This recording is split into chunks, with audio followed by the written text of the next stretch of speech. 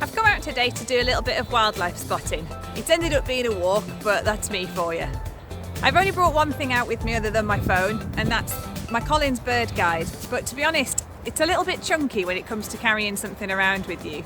I have the Collins bird guide app on my phone, which is pretty exciting, but it does cost a few pounds to buy. When I get back into the office, I'm going to show you some of the other books and some of the other apps that I use, in case you might be interested in getting some for yourself.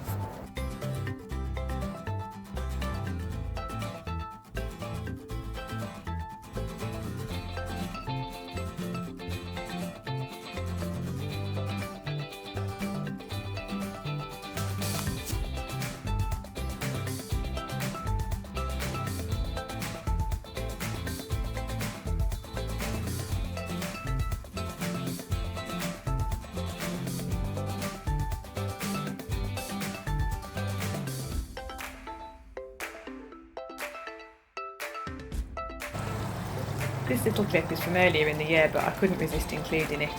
I really enjoyed the reflections of the clouds on the water.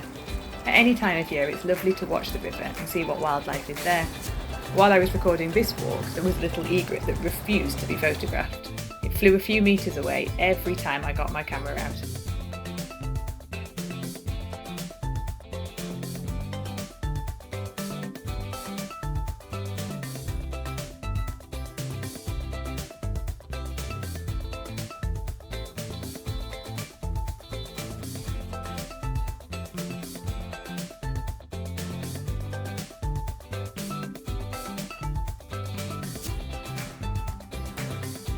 I finished at the river, so I'll see you back at the office where I can show you some of my books. As promised, this is a selection of the different books I have at home. I am a bit of a nature geek, so I have quite a few different books on lots of different topics and species, and to be honest, this is just a few of them. But there's some really good catch-all types out there. You might be able to see I've got quite a few here that are Collins. A tree guide looks like the bird guide I had out. These are the same, again, Collins books. This wildflower guide is my absolute favourite. It's a really good way of being able to identify the flowers. Let's see if I can get through. So you can go through the colours and the shapes of the flowers.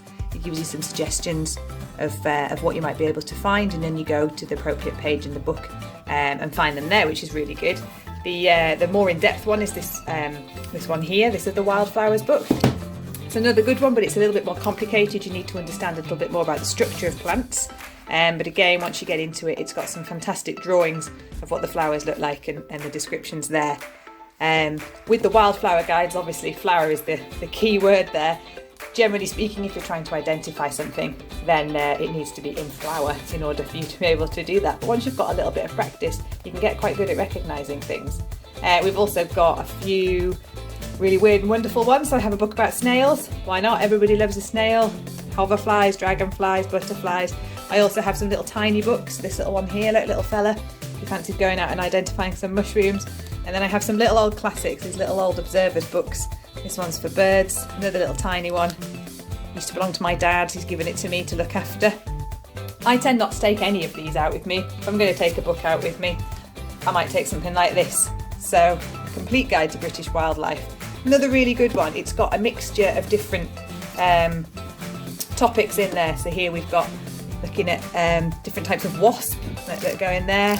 This bit's for birds, lots and lots of birds. What have we got at the start? Mammals, that kind of thing. So it gives you a kind of catch-all for all sorts of different species that you might see while you're out and about.